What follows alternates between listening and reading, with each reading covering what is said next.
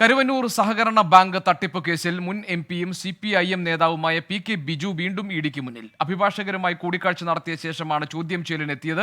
ഇന്ന് രേഖകളൊന്നും ED ആവശ്യപ്പെട്ടിട്ടില്ലെന്ന് PK Biju പറഞ്ഞു.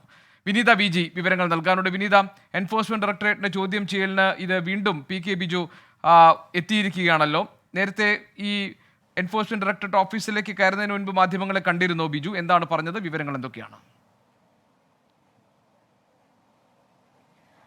ഗോപികൃഷ്ണൻ, ഇപ്പോൾ PK ബിജുവിന്റെ ചോദ്യം ചെയ്യൽ എൻഫോഴ്സ്മെന്റ് ഡയറക്ടറേറ്റിൽ ആരംഭിച്ചിരിക്കുകയാണ്. ഇത് മൂന്നാം തവണയാണ് PK ബിജുവിനെ ED ഈ കേസുമായി ബന്ധപ്പെട്ട ചോദ്യം ചെയ്യുന്നത്. നേരത്തെ ചില രേഖകളൊക്കെ തന്നെ ഹാജരാക്കാൻ ആവശ്യപ്പെട്ടിരുന്നുവെന്നാണ് ED വൃത്തങ്ങളിൽ നിന്നും ലഭ്യമാകുന്ന വിവരം. പക്ഷേ ഇന്ന് അഭിഭാഷകനുമായി കൂടിക്കാഴ്ച നടത്തിയതിനു ശേഷമാണ് ഈ ചോദ്യം ചെയ്യലിനായി PK ബിജു കൊച്ചിയിലെ ED ഓഫീസിലേക്ക് എത്തിയത്. ഏതെങ്കിലും തരത്തിൽ രേഖകൾ ഹാജരാക്കാൻ ED ആവശ്യപ്പെട്ടിട്ടുണ്ടോ എന്ന ചോദ്യത്തിന് ഒന്നും ഇന്ന് കൊണ്ടുവരാൻ ED പറഞ്ഞിട്ടില്ല എന്ന മറുപടിയാണ് അദ്ദേഹം നൽകിയിട്ടുണ്ടായിരുന്നത്. ഈ കേസുമായി ബന്ധപ്പെട്ട് ഇതിനു മുൻപ് 2 തവണ PK ബിജുവിനെ ED മണിക്കൂറുകളോളമാണ് ചോദ്യം ചെയ്തത്.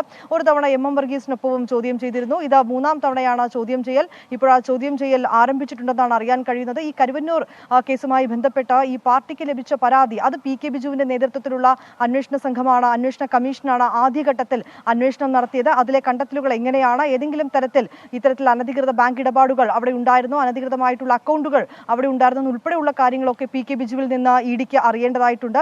ഒപ്പം തന്നെ PK ബിജുവിനെതിരെ ചില മൊഴികളും സാമ്പത്തിക ഇടപാടുമായി ബന്ധപ്പെട്ട EDക്ക് ലഭ്യമായിട്ടുണ്ടെന്നാണ് അറിയാൻ കഴിയുന്നത്. ഇത് സംബന്ധിച്ചുകൊണ്ടുള്ള വിവരങ്ങളൊക്കെയാണ് PK ബിജുവിൽ നിന്ന് എൻഫോഴ്സ്മെന്റ് ഡയറക്ടറേറ്റ് തേടുന്നത്. പക്ഷേ അതേസമയം ഈ ബാങ്കിന്റെ ഇടപാടുകൾ, ഒപ്പം തന്നെ ഈ കരുവന്നൂരിന് സമാനമായി നേരത്തെ തന്നെ 12 ബാങ്കുകളിൽ ഇത്തരത്തിലേക്കുള്ള ഇടപാടുകൾ നടന്നിട്ടുണ്ടെന്ന് ഉൾപ്പെടെയുള്ള ക്രമക്കേടുകളൊക്കെ ചൂണ്ടിക്കാട്ടിക്കൊണ്ട് തെരഞ്ഞെടുപ്പ് കമ്മീഷനടക്കം ED കത്ത് നൽകിയ ഒരു പശ്ചാത്തലം കൂടിയുണ്ട്. ഒപ്പം ഈ കരുവന്നൂരിലും ഒപ്പം ഈ തൃശ്ശൂരിലുമൊക്കെ പാർട്ടിക്ക് അനധികൃത അക്കൗണ്ടുകൾ ഉണ്ട് എന്നും ED കണ്ടെത്തിയിട്ടുണ്ടായിരുന്നു. ഏതാണ്ട് 81-ലധികം അക്കൗണ്ടുകളാണ് പാർട്ടിക്കുള്ളത്. ഒപ്പം തന്നെ വസ്തുവകകൾ ഉണ്ടെന്നൊക്കെ ED കണ്ടെത്തിയിരുന്നു. ഈ വിവരങ്ങളൊക്കെ ആയിരിക്കാം ഒരുപക്ഷെ ഈ കരുവന്നൂരുമൊക്കെയായി ബന്ധപ്പെടുത്തിക്കൊണ്ടുള്ള EDയുടെ അന്വേഷണത്തിൽ ഈ ഘട്ടത്തിൽ ഉൾപ്പെടുത്തിയിരിക്കുന്നത്.